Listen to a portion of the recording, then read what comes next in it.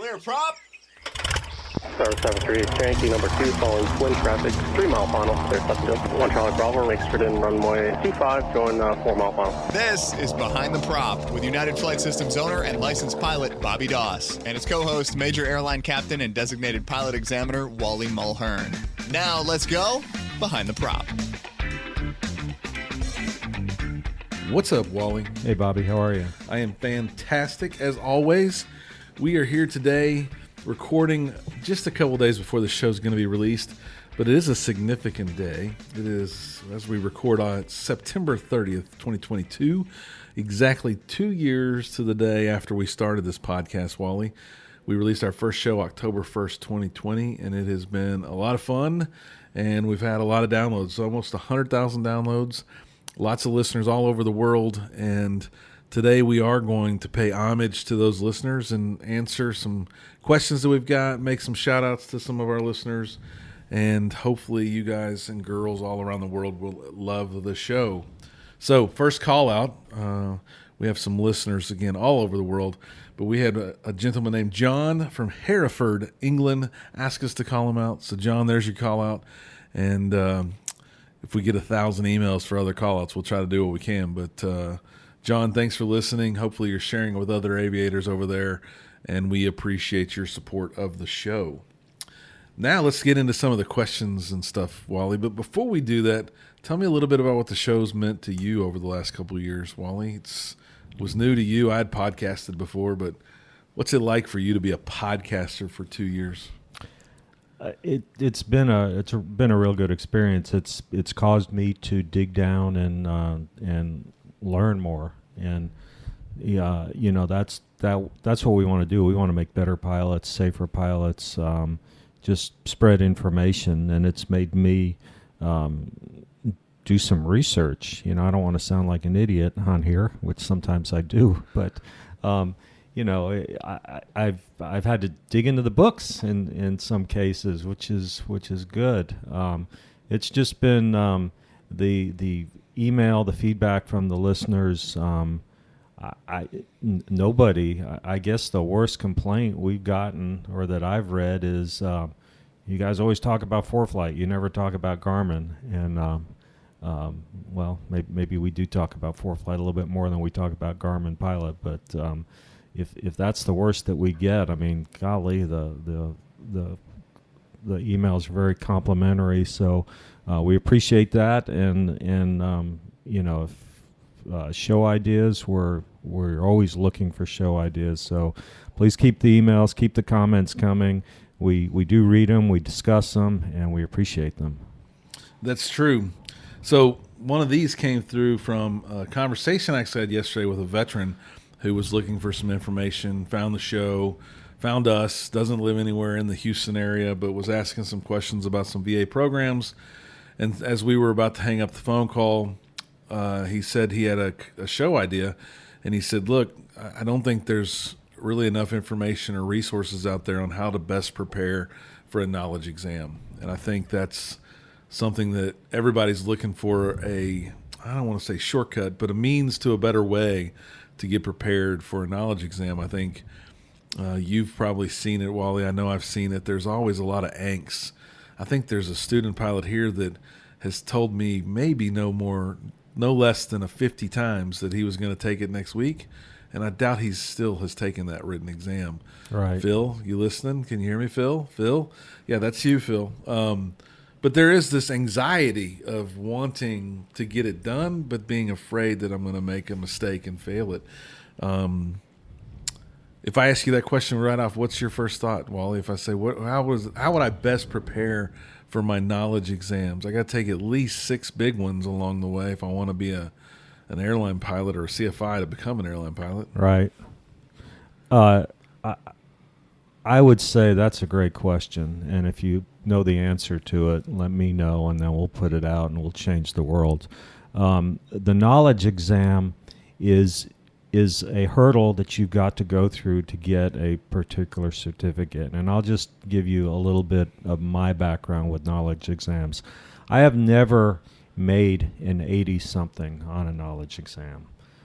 When I first started out, I made 70s. And in fact, I failed my private the first time. I made a 69, and then I went back and I passed it with a 71. I failed my instrument twice, and then I passed it. I made a 60, a 69, and a 72 on my instrument. I think my commercial I passed the first time with about a 74, and then I figured out how to study for the tests.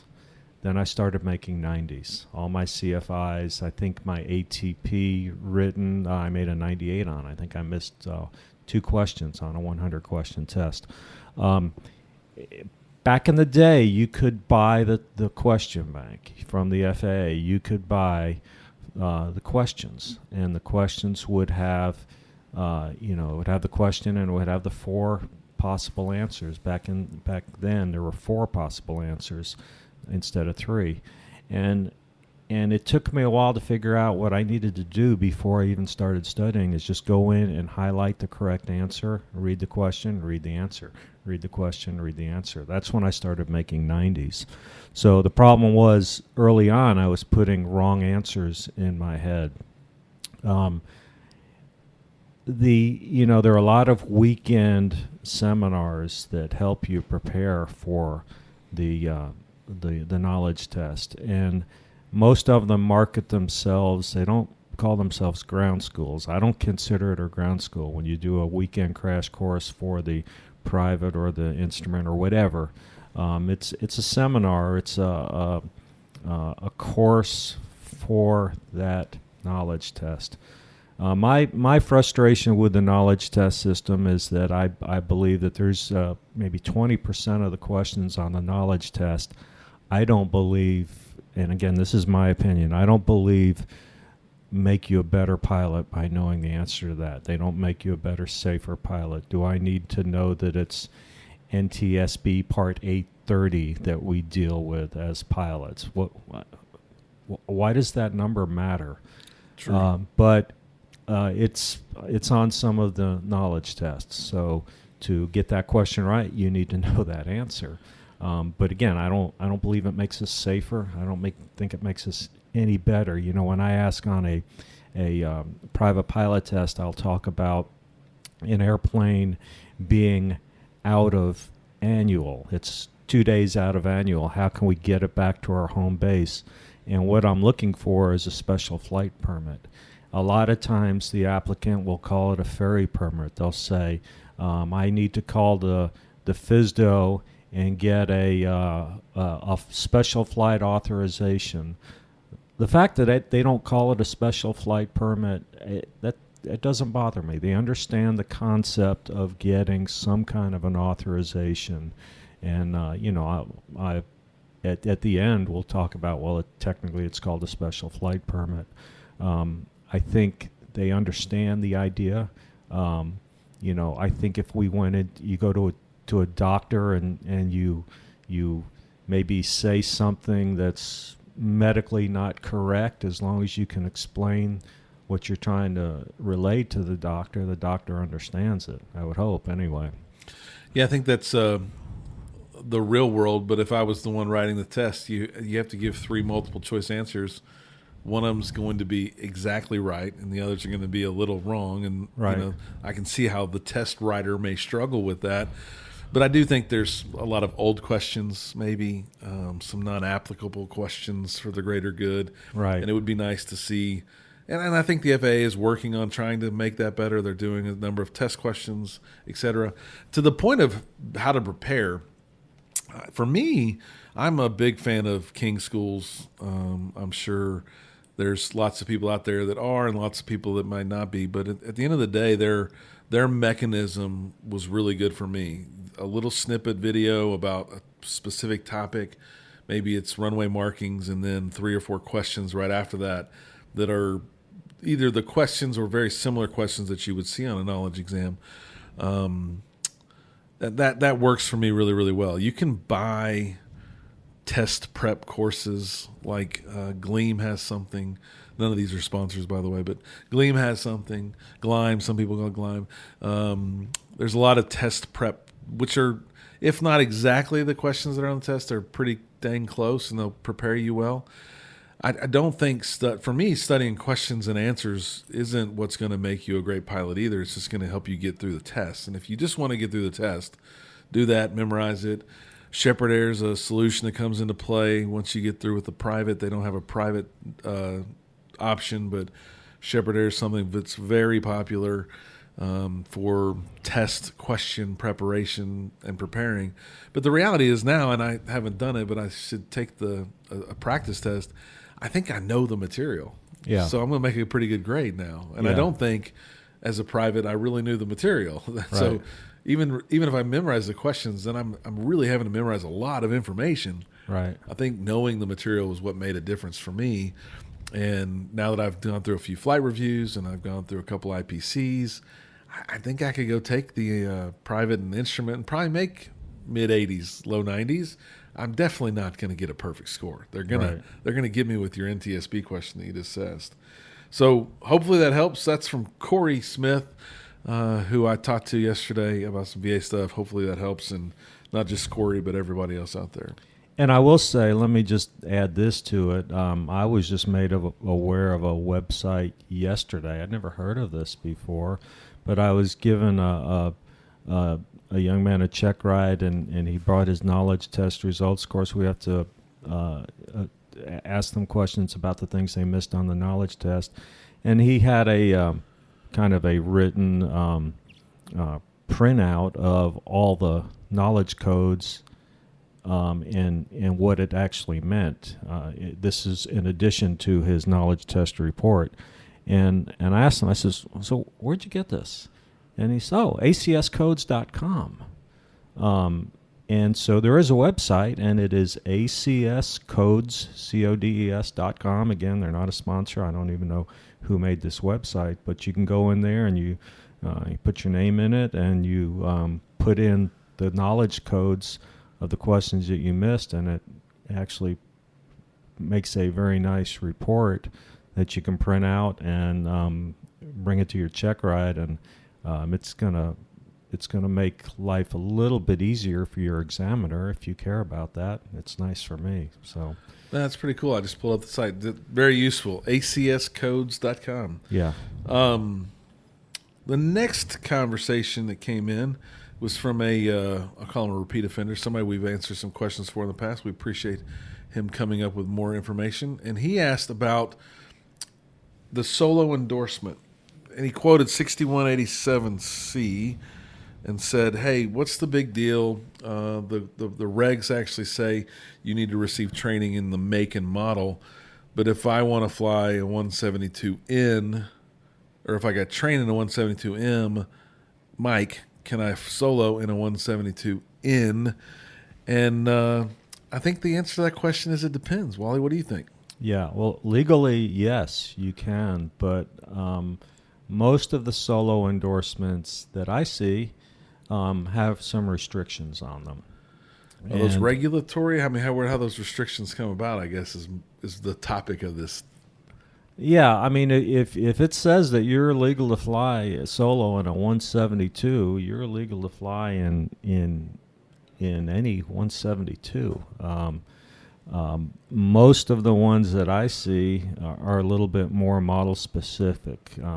May say you're okay for solo in a 172N November and maybe a Papa model, and to me, I would interpret that if you go out and solo in a 172S, that you're not meeting the requirements of that solo endorsement. And depending on everybody's listening flying skill level, there's a big difference between an N and an S. Correct. It could be as different as G1000S model versus steam gauge N model. Right. There's a lot of differences that could be in there, right? Fuel injection versus carb rated. You may be trained in something that doesn't have carb heat, then you get in something with carb heat. So I do think that the series at the end of that is important. Yeah. But I would say if the endorsement says you're endorsed to fly a C-172, then I would assume you could fly a C-172. Is it smart? Probably not. Right. You know, I can assure you for sure in my days when I was training, if the plane I was flying was down, I wasn't going to fly a different plane. It didn't matter if it was an in, an in, an in, and an in. I wasn't going to fly a different plane because I wanted to know where every switch, every button was. But I definitely wouldn't have jumped in a G1000 and took a few laps in the pattern. Right. I definitely wouldn't have done that IFR either. I Right. would have flown one steam gauge plane with the same GPS I was used to. I definitely wouldn't have tried to jump in a G1000. Yeah. So I think the question as written really is, am I legal to fly an M Mike model if I was trained in an N November model? And the question is, depends on how your endorsement was written. Yeah. I suspect your flight instructor would write an endorsement in such a way that you were limited by a couple series models that were similar in engine type, carburetor, fuel systems, etc. And if not, I would challenge you not to get too far from that because that's not a really good idea. Right. Right. Okay, moving on. This came in to us from Tom Ainge from New London, New Hampshire. Tom sent us a question about his recent flying. He's been doing a lot of flying in the New Hampshire area, mostly out of Delta airports, Class Delta. And he has some aspirations and desires to go fly at a Class Charlie airport and wanted some tips and tricks. Maybe a little overwhelmed or concerned about the communications and what he should do. Asked us to talk about the processes. And there's really not much difference, is there, Wally? No, most Class Charlie airports, you'll have an approach control or a departure control, whatever you want to call it. It's really probably the same person. Where a lot of the Delta airports, you'll go straight to tower. It's all about communication, effective communication, and so if you're going into a Class Charlie airspace airport. Before you go into the Class C airspace, you need to make communication. You need to communicate with them. Tell them who you are, where you are, and what you want to do. So-and-so approach control. This is Cessna 123 Alpha Bravo, 25 miles northwest, inbound for landing with information X-ray. They're going to probably give you a squawk code and tell you what runway to expect, or any other pertinent information that might be there. Not a whole lot different from entering a Class D airspace with a control tower. There are some minor differences, like we always teach that in going into Class Bravo, you have to hear the phrase cleared into, where the other airports, you just have to make contact. You won't hear that, they won't clear you into the Charlie airspace. They won't clear you into the Delta airspace. So going into a Delta airport, for instance, just as long as you make contact, you can call up, say, so-and-so tower, Cessna 123 Alpha Bravo, 10 miles west inbound for landing with Charlie. And if they say 123 Alpha Bravo, stand by, you've made contact. So you meet the requirement. You're just going to have to use some logic of whether, how you want to enter the area. But you have made contact, and they have acknowledged your tail number. So you do meet the requirement. In Delta, they can just say stand by. My understanding is they can just say stand by. They don't have to say your tail number, and they've made contact, I'm pretty sure. But Charlie, the test question, back to how to prepare for written exams, you do have to know these little idiosyncrasies. And in Charlie airspace, they have to say your tail number. So if they say airplane calling stand by, but they don't say your tail number, you're not supposed to enter their airspace, is the fine print on the Charlie difference. Well, that's good. I just learned something. But other than that, I mean, that's the only regulation / asterisk that I would say is in Charlie. I would say Charlie probably expects you to be on approach control prior to. Yeah. Like here, I could be flying VFR out in the practice area, get within 12, 10 miles, call up the tower and say, hey, all that you just mentioned, and they would acknowledge me and say, expect right base for 17 right. Right. Okay, now I know what I'm doing. I'm kind of flying that way. I'm not going to call from the practice area Houston approach and say, hey, I have a request. I'd like to come to Hooks, blah, blah, blah. But I would think if I was in San Antonio, a little bit busier airspace, Charlie Airport there, I'm probably going to call up approach control and get sequenced in to that process a little differently. I don't think it's a requirement. I just think you probably need to be able to do that, right? Yeah. So my advice to Tom would be, look, practice with approach control into your Delta airports the next few times you fly. And literally, if Delta says your tail number, you could assume you're flying into a Charlie airport. It'd be all the same thing, right? Yeah, and I think all airports, all areas have some local practices, if you will. You know, when I go to different areas to do check rides, not so much on private and commercial, but instrument check rides, I always ask around, okay, so what's the norm? How do people go out and do these approaches? There's some airports where you just go out and you line up for the approach yourself, and then you call tower. Other places you call approach control. Here in Houston, if you're going to go out and do approaches, you probably ought to be on with approach. But always err on the more conservative side. In other words, when in doubt, call somebody. Let them know. A good example of that is when I'm flying VFR and I fly over the top of a Delta airport. I'll call them up and tell them, that maybe the top of the Delta airspace for a given airport may be 3,000 feet, and I'm at 3,500 feet or 4,500 feet, but they're going to see me coming over the top of the airport, and I'll just call them up and I'll say, hey, we're 10 miles east, going to be flying over the top at 4,500, and usually they'll just say Roger. They might give you a squawk code, but more times it's common courtesy, right? Yeah. You wouldn't cut through someone's house without knocking on the door, right? Right. So, right. Similar common courtesy there for sure. Yeah. All right, Tom. Hopefully that helped, and keep sharing the show up there in New Hampshire. And I'm gonna bet you're not gonna do much flying in the next couple months because it's gonna get cold and wet up there. But I'm sure y'all have the equipment and you'll be able to pull it off. So fly safely up there. Next, Wade Thwaite is my best guess. If I said that wrong, you can call and correct me. But Wade asked us to talk about teaching an old dog new tricks. Probably a pretty common story on some of our listeners out there. Started training back in the 90s, built up 20 hours or so. Life happened and stopped, came back now almost 30 plus years later. Now in late 40s, mid 40s, got 15 hours and just soloed in the last few days, and has only seen a steam gauge, has aspirations to fly for Civil Air Patrol, possibly in G1000s, and just overwhelmed by all that technology and automation, and really wants to know how does he go from the old way, paper charts, everything else that he's done, to the new way. And I get this question a lot at the flight school.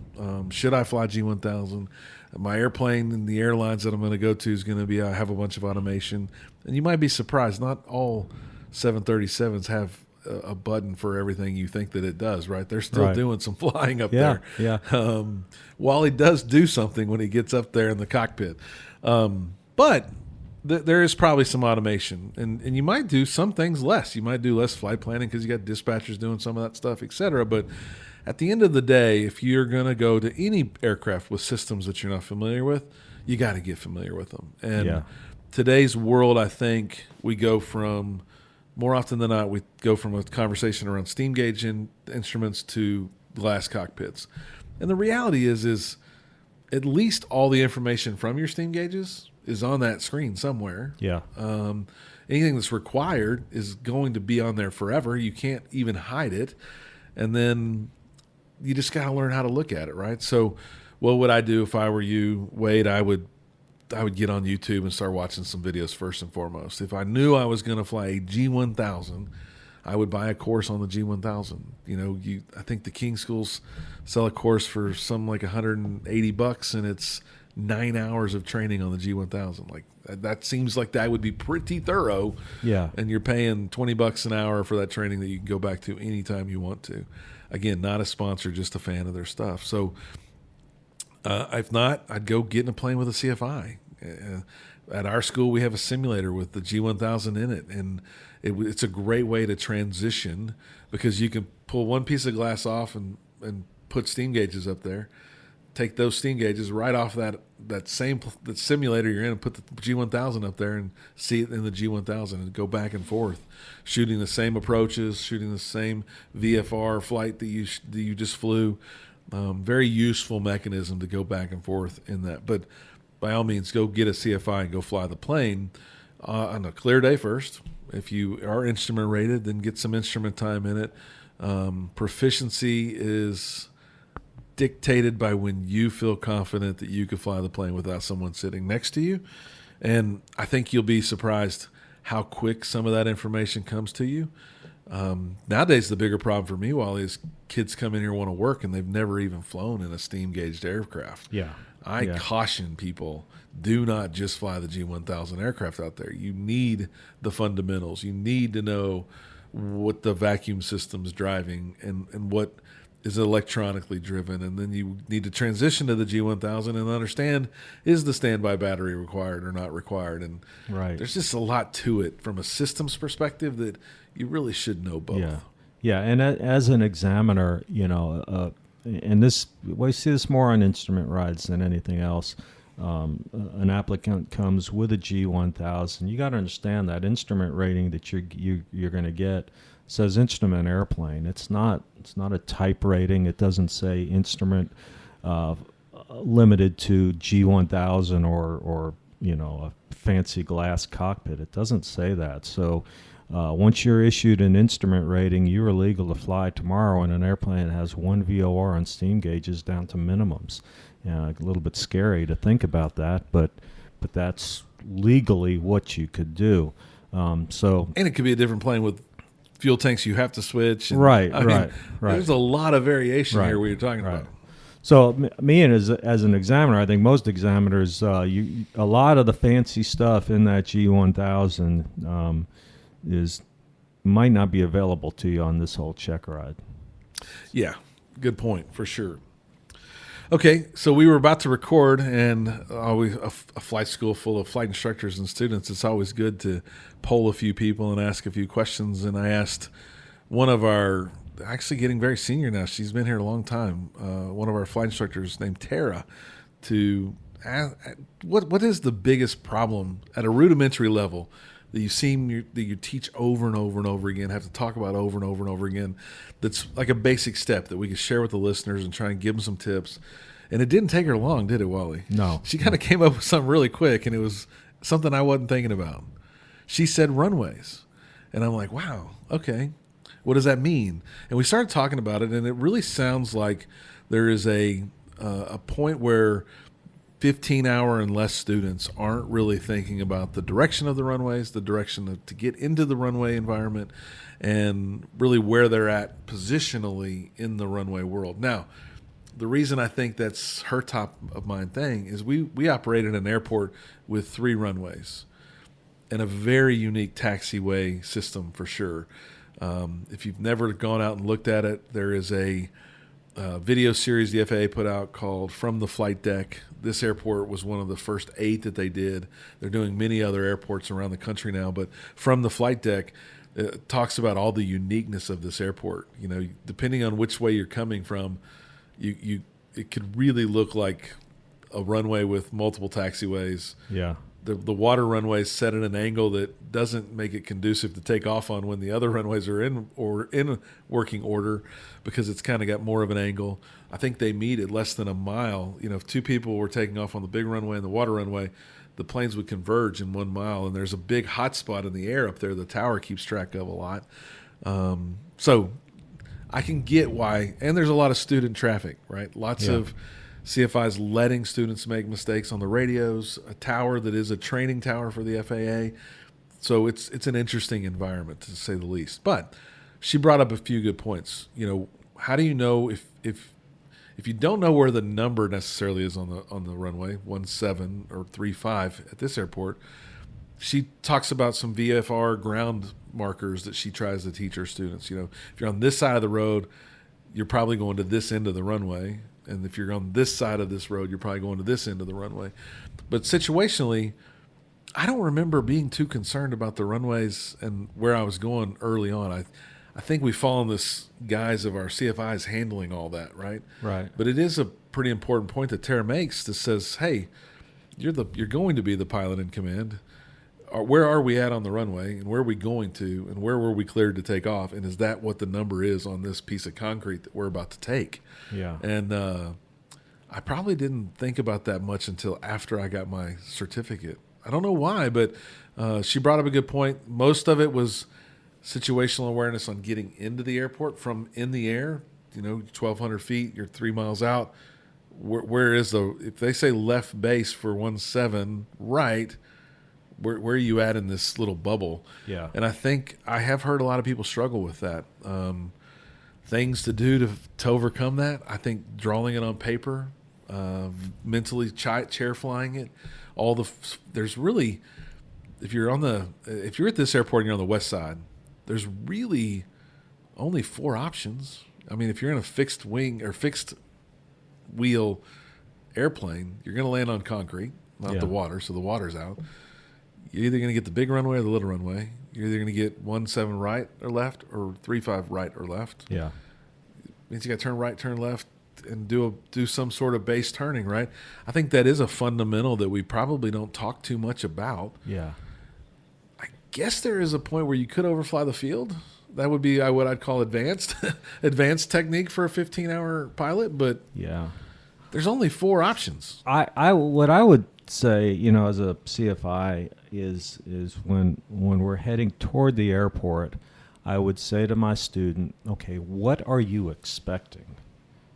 I'm expecting, and before you even call up a tower, obviously find out what runway they're landing. Okay, we're landing on say 35 left, and I'm coming from the west. I would expect that they're going to either tell me to enter a left base for runway 35 left or a left downwind for 35 left. So if I were to get something like enter a right downwind for 35 left, that would entail me flying across the airport and making a right turn to enter a right downwind. I would question ATC. Just confirm you want me to overfly the airport and enter a right downwind, and the controller may say, oh no, that's not what I meant. Sorry, I mean a left downwind for 35 left. So have in your back pocket what you think is going to happen, and then if it's something wildly different from what you think, you may just want to clarify it with the controller.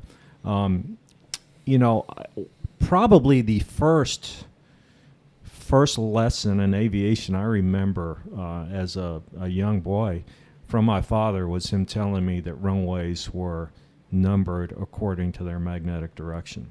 So as a young kid, even before I even thought of aviation as a career, I knew that, and I always kind of played little games with it. When we drive by the airport, I would look at the runways. I mean, it sounds kind of geeky, but that's what I did.